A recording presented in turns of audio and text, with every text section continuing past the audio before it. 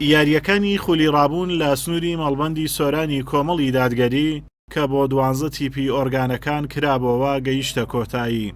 لە کۆتاییاریش هەردوو تیپی لقی سۆرانی نووری حکمە و تیپی ناوەندی سۆرانی ڕێکخراوی قوتابیانی کوردستان ڕوبەڕووی یەکتر بوونەوە.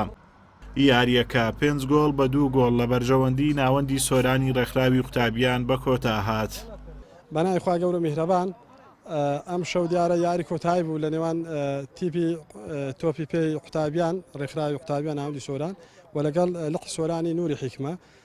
خۆشبەختانە یاری کۆتایی بوو 5 بە 2 ڕێکخراوی قوتابیان بردیەوە بۆ براوە یەکەم.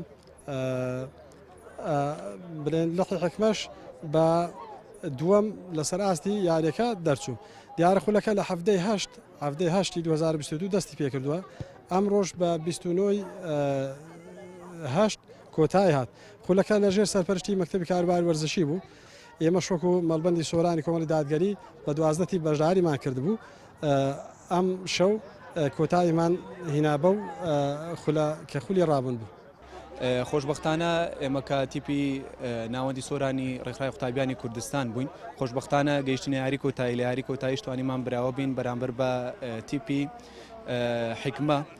دەستخۆشی لە یاریزانەکانمان و هەروەها ڕاهێنەری تیپەکەشمانەکەین و بەختێکی باشتریش بۆ تیپی دووەم دەخوازین و هیوادارم لەو جۆرە چاڵاشیانە بەگشتی لە سنوورەکەمان پەرەی پێ بدرێت و دەستخۆشمان هەیە بۆ کۆمەڵی دادگەری کە هەڵساوە بە ئەنجامدانی ئەم خولە. بسم الله الرحمن الرحیم. سەرەتا دەستخۆشی لە ڕێکخەرانی خولی تۆپی پێی ڕابوون دەکەم کە هەستان بە ئەو جۆرە چالاکیانە بەتایبەت لە بواری ینی لە بواری تۆپی پێ بەڕاستی ئەمڕۆژ بەشدار بووین وەکو خولی ئەنجومەنی لقی سۆرانی سنتەری حکمە توانیمان پلەی دووەم بەدەستبێنین. دەستخۆشیان لێکن هیوادارین زیاتر پەرە بە لایەنی پەروەردەی وەرزشی بدرێتن. دەستخۆشیان لێکن.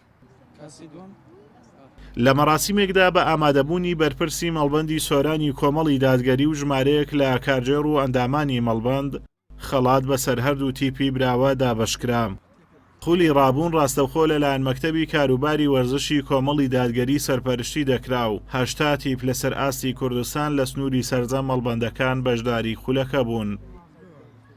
ئازاد ئۆمەراوەی کەناڵی ئاسمانی پەیام، سۆران.